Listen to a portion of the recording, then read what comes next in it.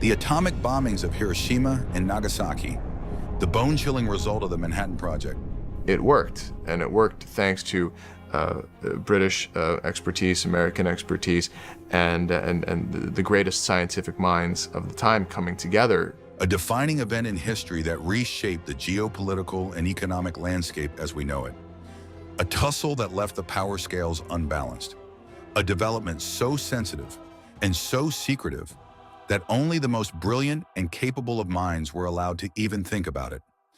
That was why the world was shocked when the Soviet Union tested its very own atomic bomb merely 4 years after the end of World War II. Would history have taken a different turn if they hadn't have developed the atomic bomb when they did? Undoubtedly it would have done. If the Soviet Union had developed the atomic bomb later, geopolitics of the Cold War would have been very different than they were. How was the Soviet Union, despite its many losses, able to make such a breakthrough that led to the fueling of the Cold War? The answer: spies, silent but deadly. Armed with the deadliest techniques, infiltrating deep from within, dedicated selflessly to the communist cause. They would go to extreme lengths to transmit the secrets of the atomic bomb to the motherland. So the system of recruiting Soviet spies was really the true cloak and dagger kind of thing that you read about in books. The aim was for these agents to pass back to their handlers any information that they could, and their handlers would then get this information back to Moscow for analysis. And at the heart of this clandestine network of operations, a woman who appeared no more of a threat than a loving and devoted housewife. This is the story of Ursula Kuczynski, also known as Sonya, one of the most capable female spies ever known, who helped the Soviet Union develop its own atomic bomb. From her rapid rise to the elite tier of espionage, to her ultimate identification, Sonya's story is one of patriotism, dedication, and determination in the wake of a global war. Ursula Kuczynski was born on May 15, 1907 in Berlin, Germany. Her Jewish family was rather well off, employing house help and living comfortably. The entire household had a bit of an interest in politics as well, with leftist tendencies amidst a volatile political climate. The whole family are ideologically driven. And they are driven to help, a foreign power, if you like, which is Russia. She became involved in the communist cause in the 1920s and even joined the German Communist Party at just 19 years old. In 1930, she married Rudolf Hamburger, a successful architect. During that period, China was experiencing rapid urban development, and the couple moved to Shanghai so that Rudolf could lend his expertise to the Chinese. During her time in Shanghai, Ursula Kuczynski befriended Agnes Smedley, an American journalist. Through social networking, Agnes then introduced Ursula to one of the most cunning Soviet agents at the time, Richard Sorge. Perhaps unknowingly, Agnes had put Ursula on a path of no return. And in doing so, it changed the entire course of history that nobody could have predicted.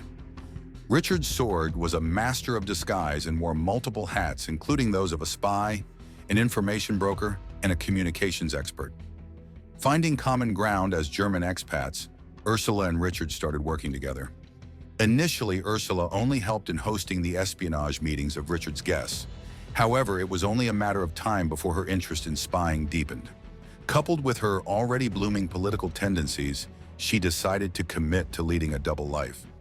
Ursula was not the same person anymore. Donning the codename Sonya, Ursula decided to leave her family and move to Moscow for professional spy training. She was exceptionally quick in learning the ropes of wireless communication, including radio operations, the Morse code, and even learned how to make a wireless radio transmitter all by herself. Ursula rapidly rose through the ranks by working as a spy and continued her work with utmost focus and dedication, even when she moved to Poland in 1935 and then to Switzerland in 1938. A mother of 2 children and married to Rudolf Hamburger, Ursula appeared like an everyday housewife from the outside. During daytime, she maintained a friendly, next-door girl vibe who mingled with the neighbors, performed household chores, and played her children in the garden. Even her own children didn't know her real job. But beneath this guise was a top-notch intelligence agent who would send indecipherable radio signals at night through her homemade antenna all the way to Moscow, and even recruit agents through underground spy rings. Ursula had already become a force to be reckoned with, and she was only getting started, for the most important period of her life was about to begin. Under orders from her superiors, she divorced Rudolf Hamburger, who had been her support agent, and moved to the UK in 1939. There she married another Soviet spy named Len Bierton. To Ursula, this was just part of the job and not a big price to pay for the cause she staunchly believed in. Len Bierton had a British passport and had an impressive espionage portfolio of his own. The officially British couple moved to a village in Oxfordshire, where Ursula comfortably wore the mask of a loving housewife again. To all the villagers in Great Rollright, she was Mrs. Burton. She baked particularly good scones. She was part of village life. She attended the village church.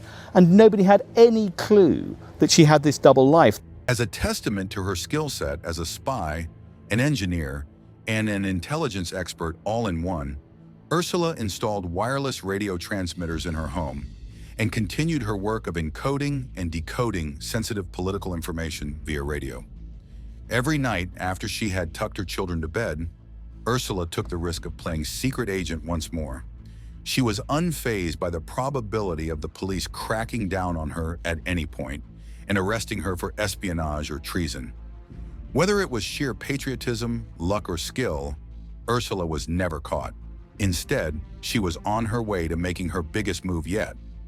Ursula had honed her skills to a degree where she was able to work with the Soviet Union's atomic spies, including the famous German scientist Klaus Fuchs. Klaus Fuchs was an ace scientist with an adept skill set in nuclear physics. He was a key player in the Manhattan Project and regularly handled and contributed towards some of the most important developments for the atomic bomb. Interestingly, Fuchs had been recruited as a nuclear spy by none other than Ursula's own brother, Ursula Kuczynski. His skinny frame and unassuming spectacles hid his inner genius quite well, as seen by his recreation in Christopher Nolan's epic film, Oppenheimer. Klaus Fuchs was one of the biggest atom spies. He had an encyclopedic memory. He fled Nazi Germany in the early 1930s, and he sought communism really as the means of escaping Nazism. Equally as motivating for him was the fact that this would stop the Americans having a monopoly of the atomic weapon. So in his mind and in the minds of many others, actually the way to secure world peace was to ensure that each side had these weapons, a form of deterrence in a sense. Ursula and Klaus Fuchs worked closely together, and every night Ursula would wear the disguise of Sonya and transmit key nuclear developments to the Soviets via encrypted radio signals from her home. The success of the Manhattan Project and the atom bomb assured her that the information she had sent to the motherland was correct, and the Soviets were not far off from their own weapon of mass destruction. Throughout this time, she was never formally apprehended. She was eyed with suspicion, but nobody actually could get her to confess to her clandestine activities, which was nothing short of remarkable for any spy at the time. Unfortunately, Klaus Fuchs was not so lucky. The Americans were already sniffing out moles within their intelligence networks with the British, and when Russia detonated its own nuclear bomb just 4 years after Hiroshima and Nagasaki, they doubled the crackdown. Klaus Fuchs was arrested in 1949, and he confessed to being a spy, and more importantly, working with Ursula. But Ursula, like always, was one step ahead. While Klaus was sentenced to prison, she packed her bags to go back to East Germany and slipped through the clutches of both the British and the Americans one last time. This time, though, she had plans to retire and lead a more normal life. I'd always tried to be decent. I mean, my life as an intelligence officer to live a bourgeois life was difficult enough. I mean, I lied all the time then. And afterwards I thought, how lovely to be now, live an honest life. During her final years, Ursula worked as an author and wrote several spy novels and memoirs under the pen name Ruth Werner. The extent of her spying excellence went undetected for decades, though, and was only unearthed when formal investigations were launched during the Cold War. In fact, some of her encrypted transmissions have not been cracked even today. Immortalized as the housewife who stole the atom bomb, Ursula Kuczynski paved the way for Soviet nuclear armament, and more notably, set a precedent for all spies that came after her. Her biggest achievement was the fact that she lived to tell her tale when almost all of her comrades had either been killed, arrested, or imprisoned. One of her superiors described her legacy as, "If we had 5 Sonyas in England, the war would end sooner." Interested in more videos like this? Make sure to click that subscribe button, leave a comment, and turn on notifications because we upload new videos every week on topics like this and many more eventful realities.